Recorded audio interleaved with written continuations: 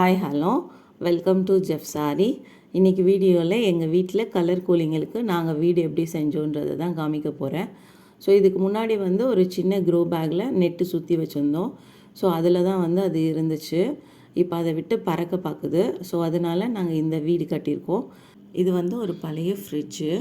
So first செடி வைக்க use பண்ணிகிட்டு இருந்தோம். இப்போ இந்த ஃப்ரிட்ஜில் 4 சைடும் கம்பை கட்டிட்டு அதை சுற்றி நெட்டை சுற்ற போகிறோம். சுற்றிட்டு அது நெட்டை நம்ம டேக் வச்சு ஜாயின் பண்ண போகிறோம். அதுக்கப்புறம் மேலே க்ரோ பேக்ஸை நான் க்ளோஸ் பண்ணிவிட்டு க்ரோ பேக்கையும் டேக் போட்டு நெட்டோட கனெக்ட் பண்ண போகிறேன். ஸோ இதுதான் எங்களோட டெரஸு. ஸோ பார்த்திங்கன்னா அதில் ஏற்கனவே செடி வச்சுருந்தோம் அந்த ஃப்ரிட்ஜில். ஸோ இப்போ அந்த செடியெல்லாம் எடுத்துகிட்டு ஸ்டிக்ஸ் நட்ட போகிறோம்.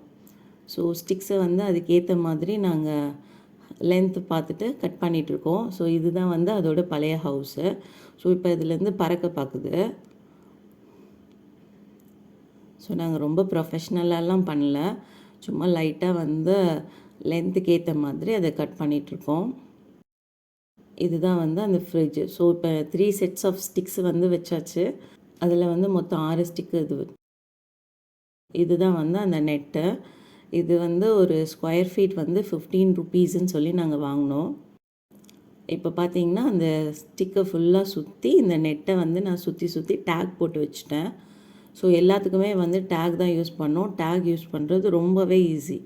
ஸோ இது பண்ணுறதுக்கே எங்களுக்கு மேக்ஸிமம் ஒரு 1 hour தான் ஆயிருக்கும். ஒரு ஃபீடரும் வச்சாச்சு. இதை ஏன் வாங்கி நாங்கள் இப்போது இந்த மாதிரி செட்டப் பண்ணுறோம் அப்படின்னா, ஏற்கனவே நான் ஒரு 5 கோழி வாங்கினோம். அதில் 2 கோழி அது சாகாமையே நல்ல பெருசாகிடுச்சு. ஸோ எப்பயுமே நாங்கள் வாங்கினோன்னா அது செத்து போயிடும்.